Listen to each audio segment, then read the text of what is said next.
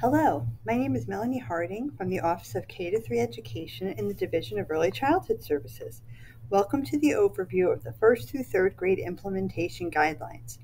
This PowerPoint and recorded webinar will be available on the Division of Early Childhood Services webpage. We encourage those attending to take this information back to your district and turnkey. Let's get started. The first through third grade guidelines reflect the work from educators and experts throughout the state. Experts and practitioners from the New Jersey Department of Ed, local education agencies, New Jersey higher education institutions, as well as national experts all contributed to this comprehensive guidance to address the social, emotional, physical, and cognitive development of New Jersey's children. The updated first through third grade guidelines describe and explain what should be in place and the various components of high-quality first through third grade programs. The purpose of the guidelines are multidimensional. The guidelines include current research with extensive citations and references to support educators and parents with practical resources. This resource is also a part of a suite of guidelines from preschool through third grade that collectively aim to strengthen the P3 continuum. These guidelines will also provide educators with the knowledge and resources to implement developmentally appropriate practices as part of high-quality first through third grade programs, while also promoting the importance of engaging parents, families, and communities in student learning and development. Though these implementation guidelines are not mandated by code, they are supported by research. Districts are strongly encouraged to use this resource to enhance professional conversations among educators or for action planning, and also to ensure that our first through third grade classrooms are developmentally appropriate learning environments where all students thrive. There are 5 sections included in the first through third grade guidelines.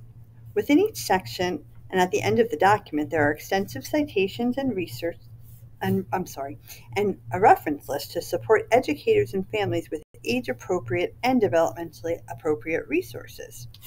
I'm now going to give a brief overview of each section. Section 1 provides an exploration of young children as learners. This section examines developmentally appropriate practices, diverse learners, as well as how educational professionals can be culturally, academically, and linguistically responsive by working with families and communities. Additionally, this section explains the domains of children's development and the paramount role educators play in shaping this development. This section also highlights the diversities of children in the primary years and how this diversity can help to enrich and enliven the academic curriculum. To support the academic success of New Jersey's diverse learners, educators must develop cultural responsive teaching strategies through developing their cultural knowledge. And one way to do this is through working with families and communities. To best support their students, educators build relationships and goal-centered learning partnerships with families and make time to understand the communities where they live. These partnerships can serve as tools and resources for teaching and learning. Utilizing a strengths-based approach, the guidance in this document will provide developmentally appropriate practices that capitalize on the strengths that children and their families and communities bring to the schools. Section 2, Setting Up to Support Children's Learning, discusses the many ways that educational professionals can work to create a safe environment conducive to learning for all children. This section supports educators to create a positive social and emotional environment through the physical setup of the classroom and the way that the time in the classroom is scheduled. This section also focuses on supporting children's educational experiences through positive approaches to learning and classroom management. In addition, this section will fully explore the New Jersey tiered system of supports. This framework of academic and behavioral supports and interventions based on the core components of multi-tiered systems of supports, or MTSS, aim to improve student achievement. It will also guide educators to utilize these supports and interventions to improve students' academic performance and work with children to proactively manage behaviors and develop emotional literacy, by creating a positive school and classroom environment that responds to individual children's needs. Section 3, Exploring Classroom Content, will explore developmentally appropriate practices and inquiry approaches when teaching academic content.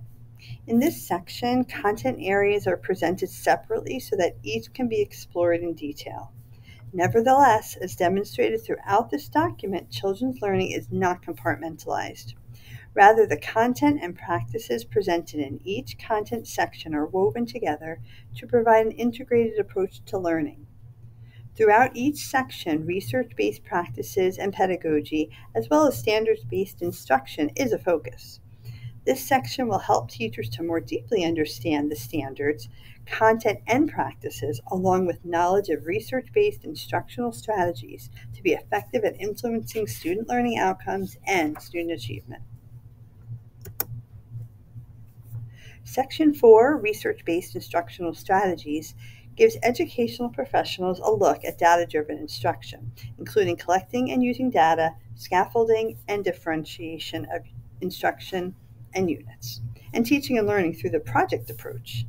To bring content to life and to reach all students, educators employ a repertoire of teaching techniques or instructional strategies, including questioning, modeling, co-constructing, and reflecting that will be demonstrated throughout the content sections from Section 3. This current section shifts to presenting strategies central to addressing the needs of all learners using data-driven instruction, differentiation, and scaffolding. This section also gives an overview of interdisciplinary units and guidance on the project approach to teaching and learning. Using project-based learning, students develop deep content knowledge, critical thinking, collaboration, creativity, and communication skills. Section 5, Moving Beyond the Classroom, offers educational professionals guidance about their work with a focus on professional growth and continuous improvement practices. As educators, we're all advocates for children and families to ensure that every child receives the resources and support that they need to learn. Through this guidance, educators can gain tools and resources to not only become advocates for children, but continuously reflect on and improve their own practice through ongoing learning. In this section, professional learning is explored more deeply, offering several models of continued learning for educators. Educators cannot relegate their professional development activities to the standard sit-and-get model of learning. This is not an acceptable model of teaching and learning for children, so why would we use this model of content delivery for educators? The same dynamic teaching and learning we see empowering our classrooms must be used in professional development. By focusing on meaningful problems relevant to their everyday work, together, first through third grade teachers can stand up for developmentally appropriate practices in a time of increasing standardization and accountability. So this was just a brief overview of the 5 sections of this guidance document. This overview and the PowerPoint can be found on the NJDOE Division of Early Childhood Services webpage under the tab labeled P3 Continuum, along with the first through third grade implementation guidelines. Also, along with the guidelines document and the overview, there's going to be a frequently asked questions document, including any follow-up questions that are sent after the overview sessions. In addition, the Division of Early Childhood Services has several professional development sessions housed on their website. The presentations from last year are available on our webpage, and they're going to be continued to be added to all year, along with exemplar videos from educators from across the state and brief recorded sessions of national experts in the field of early learning. There's going to be a lot more information to come about these exemplar videos and national expert videos in upcoming broadcasts. Thank you for joining us today. We look forward to hearing your feedback about the guidelines and any questions that you may have. Thank you.